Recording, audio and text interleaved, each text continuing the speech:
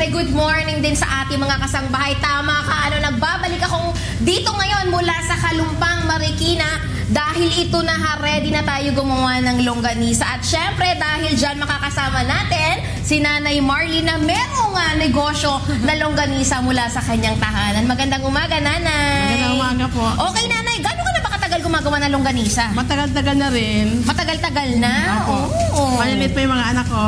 So ano yung mga anak mo yung naging inspirasyon mo sa paggawa ng longganisa business? Okay, let's get to the point. Ano ba yung mga kailangan kong ingredients sa paggawa ng longganisa? Sa 1 kilong giniling, meron po tayong 200 grams na asukal.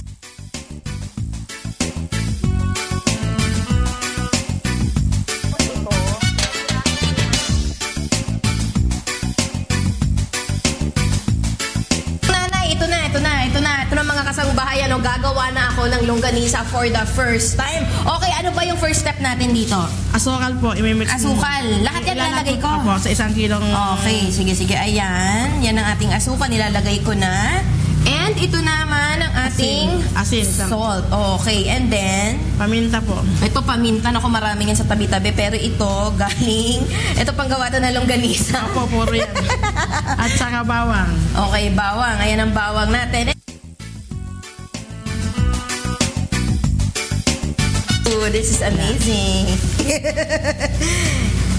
Tapos haluin ko ng maigi. Okay. Tapos ito, yung dapat ganyan yung itsura ng aking longganisa. Ayan, mga kasangbahay, nahalo ko na ito na ng maigi. Tapos after nito, Nanay, anong susunod na gagawin ko? Ito na siya.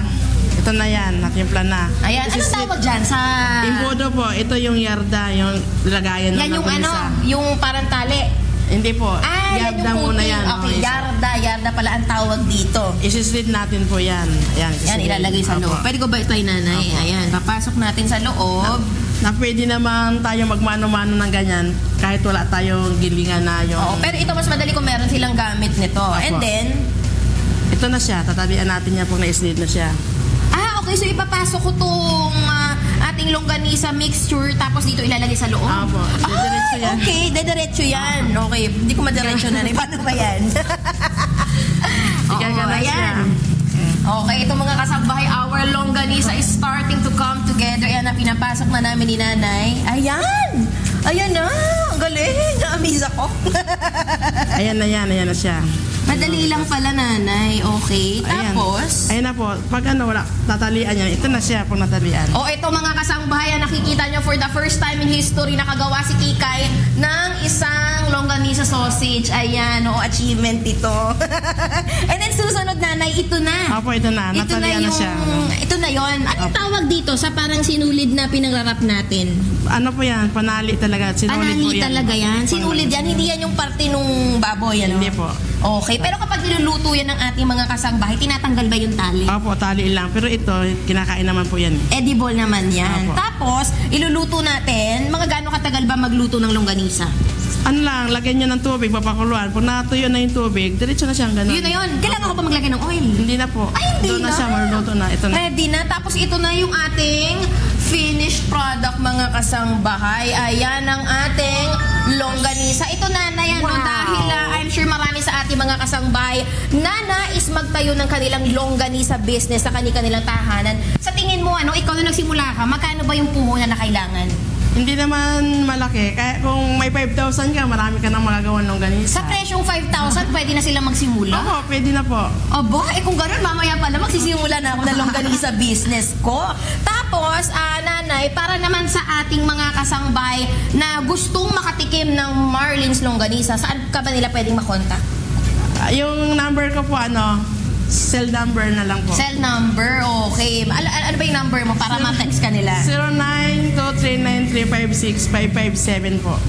Tapos saan ba yung lokasyon nitong Marlene's longganisa dito sa Marikina? Dito lang po sa 70 Jimbasa Street, Kalumpang, Marikina City. Sa bahay lang po namin. Sa bahay lang ito, ang galing-galing. Tapos ito nakikita ko, ito mga kasangbahay, meron pang ibang mga produkto si Nanay Marley na pwede nyong bilhin. Tulad nito, meron ka ring pork tocino. Ayan, may pork tocino tayo dito. And ito, Lukban style longganisa. And of course, we also have pork liempo. Pero yung ginawa natin, ano ba yung longganisa? longganisa na ginawa ko kanina? Hamonado po yun. Hamonado pizza. Hamonado pizza. Hamonado longganisa. O, nagutom si Kikay. Tapos ito yung ating pork tocino. Chicken po ito, chicken. Chicken. Opo. Chicken tocino yan. Tapos ito yung ating vegan style. Yan yung nakarap. Tapos ito yung hamonado na ginawa ko. O, ayan ang mga kasangbahay ngayon. Alam nyo na kung paano gumawa ng longganisa. At syempre, natandaan nyo ha, napakamura lang pala magtayo ng inyong longganisa business. Kaya alam mo naman, tulad ko kung nagawa ko, I'm sure kayang-kaya nyo rin yan. Tanong mo naman kay nanay, gaano katagal bago masira yan? Kumbaga, from the day na ginawa nyo yung longganisang yan. Yes. So, Nanay Marlene, katanungan ni Rina, gaano ba katagal ang shelf life nitong ginawa nating longganisa? Pag ano po, inaabot na isang buwan yan, basta sa freezer lang siya. Isang buwan, oo. Pero madagdag ko na rin, alam mo, Rina, ang kwento sa akin itong si Nanay Marlene, itong ginagawa nilang longganisa sa Marlene's Longganisa, wala itong preservatives, Opo, wala. Walang preservatives. So, tulad nga nung nasabi namin kanina, meron lang tayong ground pork, pwedeng chicken, pwedeng tuna, pwede naman yun, Nanay? Chicken lang. Oo, chicken lang. Okay, gumagawa ko na sarili ko yung invention. Tapos sugar, meron tayong salt, tapos pepper, at yung ating bawang. Oo, napakadali lang pala, Nanay. Yan, simpleng-simple, may masarap ng langgonisa. Oo, yun na yun. Yun na yun. Oo, yan mga kasangbahay. Ang paggawa ng longganisa. Kaya kung kinaya ko, kayang-kaya nyo rin yan.